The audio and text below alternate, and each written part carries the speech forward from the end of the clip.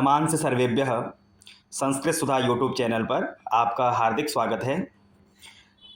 आज का हमारा प्रकरण है कक्षा 6 पाठ्य पुस्तक दीपकम का चतुर्थ पाठ। चतुर्थः पाठः अहम प्रातः उत्तिष्ठामि।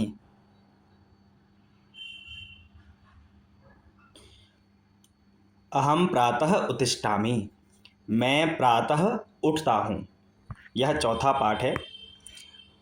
प्रिय छात्रों, इस पाठ में सामान्यतः एक दिनचर्या दी गई है और उस दिनचर्या के माध्यम से हम एक तो जो समय लेखन है ना, कि 5 बजे, 6 बजे, 7 बजे, इस प्रकार से समय लेखन को आसानी से सीख पाएंगे और संख्याएं भी सीख पाएंगे। ये पाठ का उद्देश्य है। तो आइए चलते हैं पाठ की ओर। नमो नमः, मम नाम संदीपः। अहम मम दिनचर्यां वदामि। नमो नमः अर्थात नमस्ते। मम नाम संदीपः, मेरा नाम संदीप है। अहम मम दिनचर्यां वदामि, मैं अपनी दिनचर्या को बोलता हूँ। नमो नमः, मम नाम खुशी। नमस्ते, मेरा नाम खुशी है। अहम अपि मम दिनचर्यां वदामि, मैं भी अपनी दिनचर्या बोलती हूँ।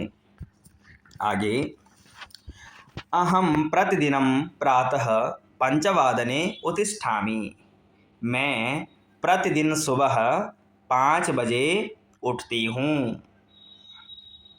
ठीक है, तो 5 बजे के लिए संस्कृत में क्या कहेंगे? पंचवादने, है ना। 5 के लिए पंच और बजे वादने। प्रथमं भूमेः वंदनम करोमि, सर्वप्रथम भूमि की वंदना करती हूँ। माता पितरौ च नमामि, और माता पिता को नमस्कार करती हूँ। ततः उषः पानं करोमि, यत्र कवोष्णं जलं पिबामि, है ना। उसके बाद मैं जो प्रातः काल के लिए गुनगुना पानी है उसको पीती हूँ। अहम सपाद पंचवादने शौचम करोमि, उसके पश्चात 5:15 बजे 5:15 पर मैं अपने शरीर को शुद्ध करके तदनंतरम मुख प्रक्षालनम दंतधावनम च करोमि, उसके पश्चात मुंह धुल के मैं दांतून ब्रश करती हूँ, है ना। आगे, अहम 5:30 सूर्य नमस्कारम योगासनम च करोमि। 5:30 बजे मैं सूर्य नमस्कार और योगासन करती हूँ। अहम 6:00 स्वाध्यायम करोमि, और मैं 6 बजे स्वाध्याय करता हूँ।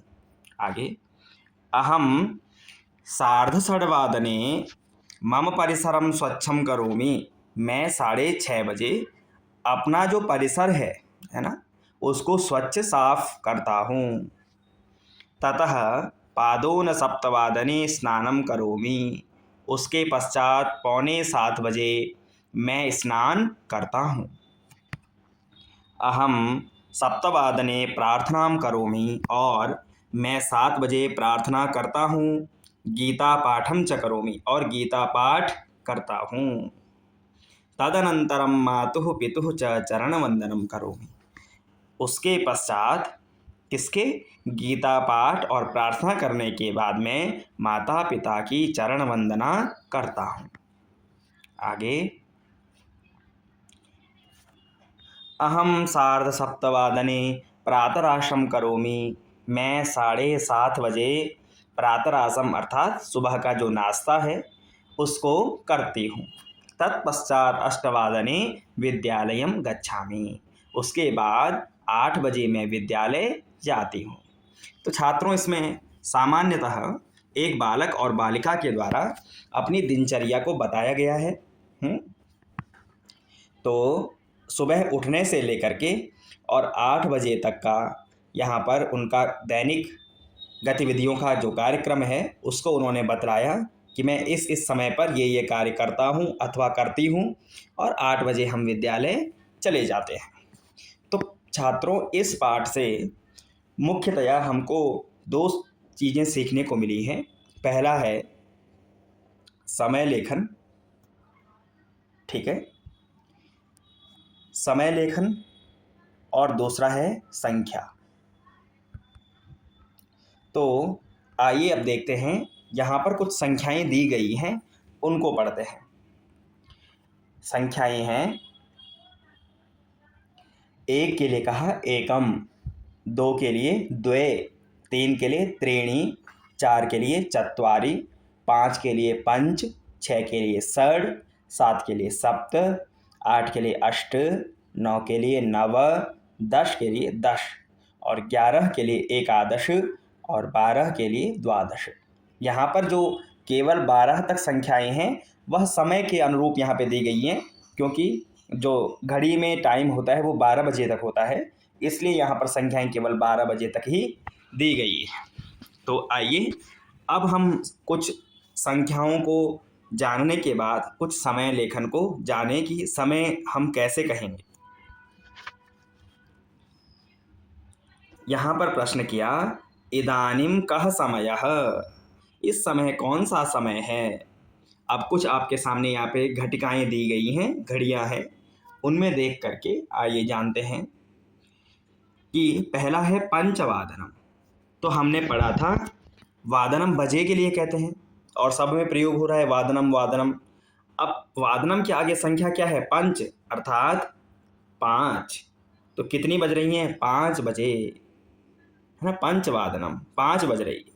फिर षडवादनम तो 6, सप्तवादनम 7, और अष्टवादनम 8, अर्थात 5 बजे के लिए कहेंगे पंचवादनम, 6 बजे के लिए षडवादनम, 7 बजे के लिए सप्तवादनम, और 8 बजे के लिए अष्टवादनम। इसी प्रकार हमें और समय भी बनाना है, जैसे 1 बजे के लिए एकवादनम, 2 बजे के लिए द्विवादनम, 3 बजे के लिए त्रिवादनम, 4 बजे के लिए चतुर्वादनम, 5 बजे के लिए पंचवादनम, 6 बजे के लिए षडवादनम, 7 बजे के लिए सप्तवादनम, 8 बजे के लिए अष्टवादनम, 9 बजे के लिए नववादनम, 10 बजे के लिए दशवादनम, 11 बजे के लिए एकादशवादनम, और 12 बजे के लिए द्वादशवादनम।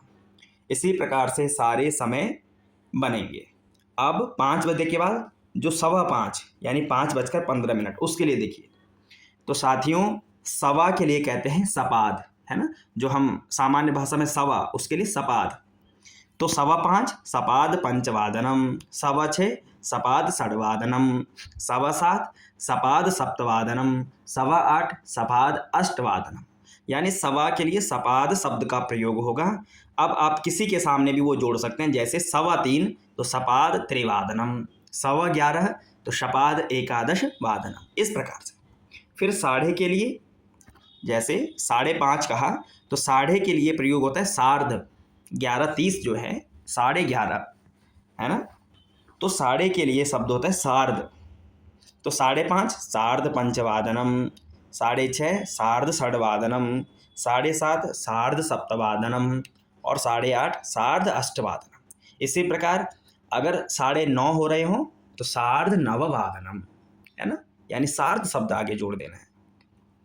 अब रहा पौने, है ना, अब 5:30 के बाद कितना होगा, 5:45 होगा, यानी 5:45 के लिए हम क्या कहते हैं सामान्य भाषा में, 5:45।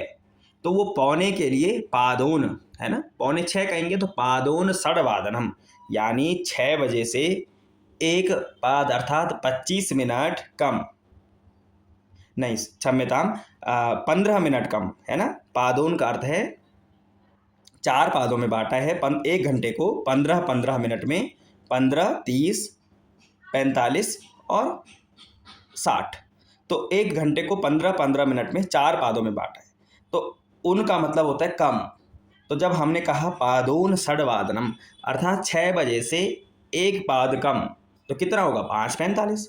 ऐसे ही 7:15 पादोन सप्तवादनम, 7:15 पादोन अष्टवादनम, 8:45 पादोन नववादनम, 2:15 पादोन द्विवादनम, 3:15 पादोन त्रिवादनम।